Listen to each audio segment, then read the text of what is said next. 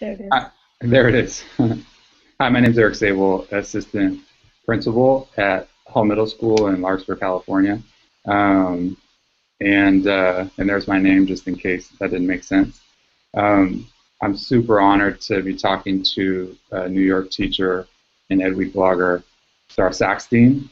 Her work is something that I turn to quite frequently as I think about my own role. And what we want to talk about today is teacher evaluation and really charting the future of this process that is a very typical component in the life of a school administrator. But I think, like we're doing in the bigger picture of education, we need to look really carefully at what teacher evaluation is, what it's meant to be, and how we can continue to improve it so that it's meeting our needs as organizations and as ongoing learners. So Starr recently wrote just a spectacular post on her vision for what teacher evaluation can be. I've included it in a post of my own for everyone to read. But I want to start by asking Starr, basically, what do you think the overarching purpose should be of this teacher evaluation process? And by extension, should we even call it evaluation? Is that the wrong terminology? To be honest with you, Eric, I think about teacher evaluation the same way I think about student evaluation. And the way that I treat my students is kind of the way I wish I was treated. The ratio is kind of the same from admin to teacher, from teacher to student. So I know what I'm capable of doing in 30 minutes or 45 minutes in a classroom period. I know the kind of feedback I give my kids, and I would feel awesome about an administrator coming into my room, watching for something very specific, and then giving me very specific feedback. Not just, that was great, thanks for having me, which is always awesome to hear, but something specific, that was great, and then maybe a strategy on how to improve it, or if there was something critical, critical feedback that they wanted to provide for me. Not just tell me there was an issue, but also present some kind of feedback that would help me improve a strategy that we could kind of work out together that I could work on in the future. So I think evaluation in general is problematic for kids and for teachers. Grading things based on any value seems to be troublesome because of subjectivity and a fair amount of expectation that doesn't always get communicated appropriately. So I think if we think in terms of skills, and we think in terms of maybe a calibrated norm for what makes an exemplary teacher or educator in general, and it's an agreed upon norm that everybody sort of develops together, and then within that we start to look at specific skill sets. I don't know if you guys use Danielson as a framework for evaluation in California, but in New York, Danielson is all the rage right now, and there's lots of components that we've kind of worked our way through in PD after PD to figure out which qualities we're looking at, which characteristics. Even with all of them broken down, I think that it's too much, it's too bulky. I think it's intimidating to a lot of people. I think it would just be better, I mean, if we're looking at newer teachers, for example, even just teaching them how to encourage different things in their spaces that they may have been trained aren't okay. Like if we're going to have group work, that management word is also problematic. So I don't know. When I think about what I would want somebody to talk to me like you and I are talking right now. I know post observations could be clunky and take a lot of time. So maybe you do a snapshot, you come into my room, you watch for a little bit, you notice something specific that you take in, maybe you talk to my students, you see what they're doing, what they're taking away from it. And then maybe as you're walking out the door, you send me a 2-minute Vox about what you noticed. Doesn't have to be written, but it's immediate. it's specific to what you saw. If more interaction is necessary, perhaps you, on the Vox, you tell me a specific time that you'd like us to meet so that we could kind of discuss further. So if something you said could have been something my paranoid mind could have turned into something negative, um, maybe at that point you could say, no, it's nothing bad, but I think that I have some ideas that could really help you. And this is, not getting adequate feedback at my job is kind of what propelled me to do national board certification, because if no one was going to provide me with the feedback I needed to grow, I was going to take it upon myself to reflect for a year on my own practice. And I learned immense things that administrators had never told me about myself, but definitely things I noticed about myself when I had to watch video of myself teaching. And I was horrible with wait time. I thought I was doing great with it, but I wasn't, not at all. Mm-hmm. So you're hearing my stove is beeping right now. So basically, I think that that's another valuable tool administrators can sort of bring in, and maybe not do themselves. Maybe have a colleague come in, sort of video specific lesson, and then sit down with that person and be able to just, they could just be in there watching during an intervisitation, but then you could watch the video with the person. Mm-hmm. I think once you see yourself, there is an objective piece that kind of comes that you don't necessarily get while it's happening. And I think that I know when I was looking at myself as an outsider, I can't stand watching myself ever necessarily. So it's easy for me to disassociate and just very objectively look at what's going on, and then be able to really lay into myself about what my strengths are and what things kind of need to be worked on. And national board certification was like essential for that. And I would have never done that had I not had that opportunity. I mean, I had to write a fairly lengthy reflection about the things that I noticed, but I strongly recommend that to work in with administrators and teachers as a way to really reflect on your practice. And you had asked earlier what the point of all this is. The point is to get better teaching. That's the point. Not to say someone's highly effective or ineffective, but to take them from wherever they are now and move them somewhere better, the same way that progress is expected in students. It's interesting how establishing any taxonomy, emerging to superior, advanced, to not quite proficient, whatever it might be, like grades, can be problematic in terms of introducing some extrinsic forces that rather than focus on what that growth is, maybe we get focused on, how do I get the A? And so anyway, interesting question. One thing that you started to touch on, I want to dig into a little bit more, is typically this process is one administrator like me and one teacher like you. However many, you're on the move. Yeah, I am. I just want to make sure the oven's off. So what is the role of other teachers in this formal process? I won't even call it evaluation. Let's just call it process X. Are there ways that teachers can provide each other feedback, models that you've seen, or things that you've kind of dreamed up?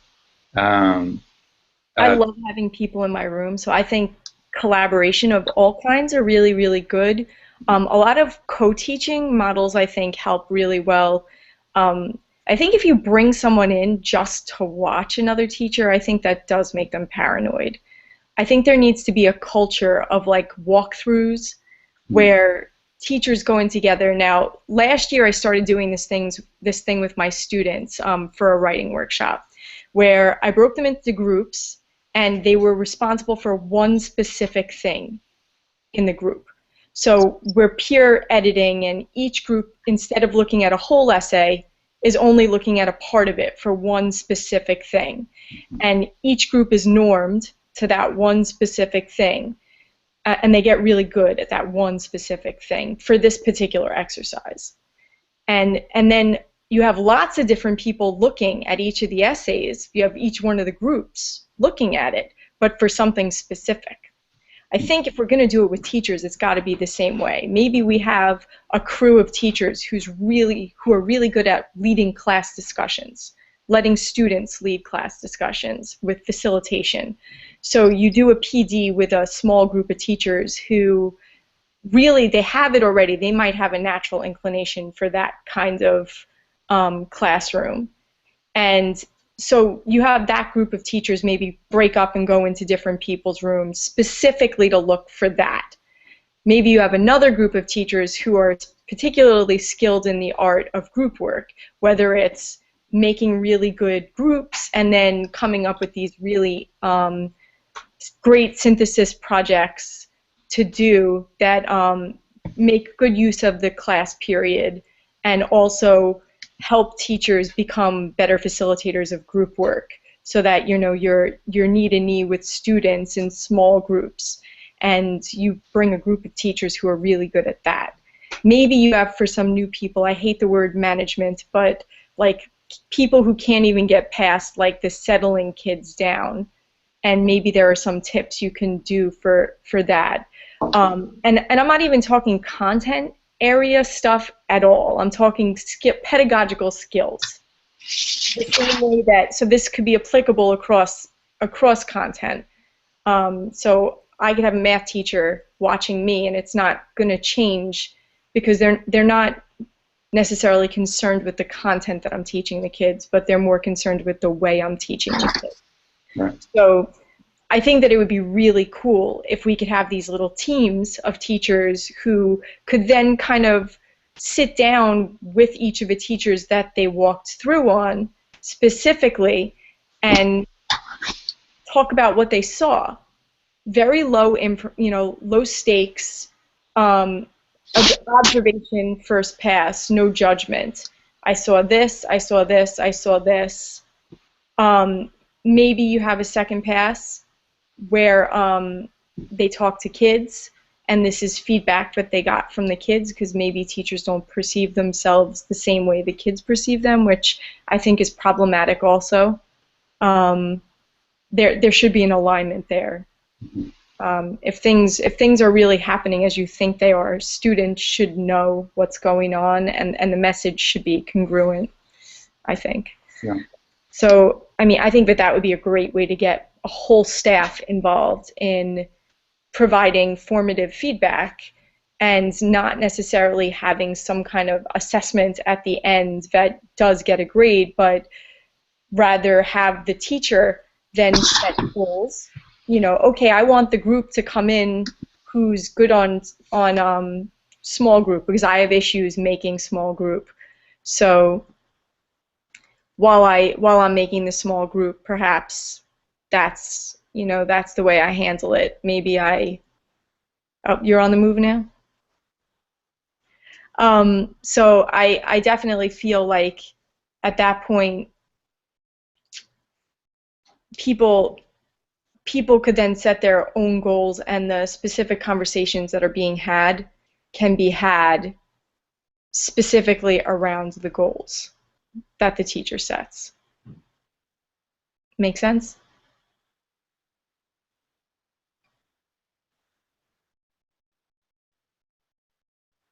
You have me muted. Here we go. There we are. You bring up some powerful themes in terms of introducing, like you talked about, sort of a calibrated sort of set of indicators that are shared. And I think that without that language established, we introduce these elements of subjectivity. I bring in, as an evaluator, my biases.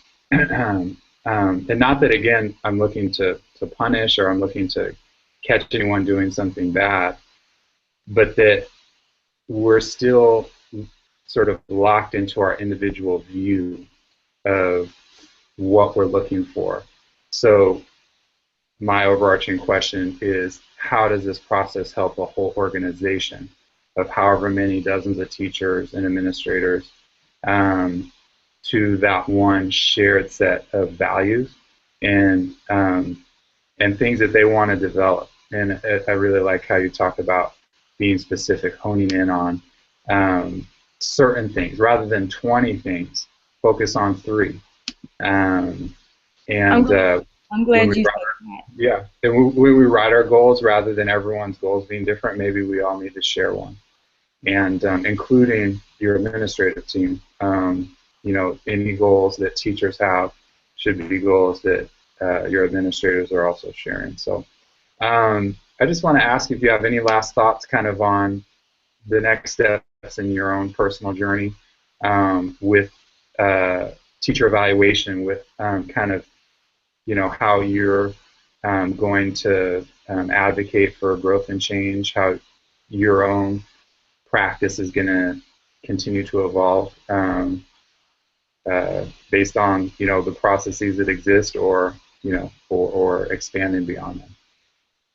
I'm really lucky. I'm not going to say anything else. I have a great direct administrator. I harass him until he comes in because I want my kids to be noticed. My kids do amazing things. Mhm. Um, and this year I've taken many, many, many risks that I keep sharing with my colleagues because I'm hoping that we could create that culture that you were just talking about. Google Forms is a huge part of that. I give my students sort of like a like I send out a form. I ask them to look at their body of work. I ask them to set goals.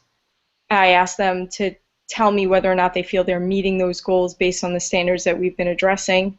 And I feel like teachers should get the same form.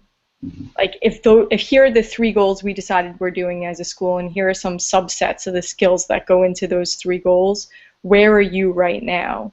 And let them fill out the form, and then sit down with every single teacher the same way I sit down with every single kid, go Mhm. through the form with them.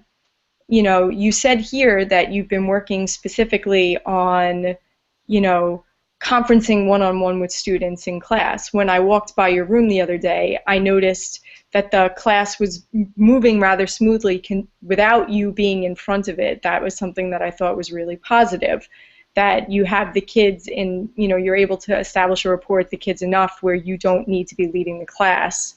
You can be meeting with one kid and the rest of the class knows what they're supposed to do. Keep doing that. However, in your other class I walked by, I noticed that you were spending a lot of time talking instead of doing that. And the ratio is definitely different depending on the group of kids I'm working with. And I always try to be mindful of how much I'm speaking and how much the kids are speaking. So, I mean, if I'm caught doing that, I want somebody to say, hey, I know for the most part this isn't an issue, and it was something you wrote on your form that you were working on. I noticed in one class you were doing it really well, but when I walked by the other one, I think we need to work on some strategies for this particular group of kids that might help you a little bit better. So if I set the goals and I'm telling you guys, hey, look at this, I can't get angry at you for looking at this. I mean, that's what I want you to look at. So I do it with my kids and it works. And I imagine that level of respect and rapport that it develops is also something that teachers want to be treated with respect and as a professional. So if you're giving me the opportunity to set my goals, and then you're following up with my goals specifically, and when you come in, instead of just having a checklist of things you're looking for, you have my 3 goals in front of you, and you're like, I noticed that you made particular effort to work on goal number 2 in this period that I happened to walk by.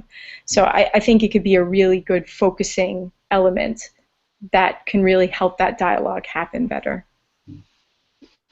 Well, I think that the key to um, getting better at receiving feedback is just to have a place that empowers feedback from a variety of sources, and that there's a way to center um, the language and determine, again, develop a broader understanding of what it is that we want to see in the instructional realm. so that it isn't guesswork and that teacher evaluation doesn't turn into the dreaded dog and pony, where twice a year I perform, I'm on stage, and the rest of the time I'm just me. So I want to thank you profusely for taking time out of your the start of your weekend to talk with us, Starr.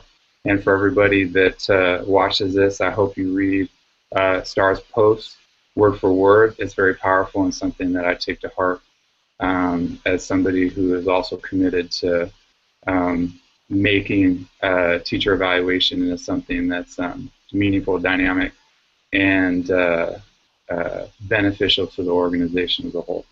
So thank you. Well, thanks for having me. It was great talking to you. All right, go Yankees. Yay. There you go. Take care. Have a good night.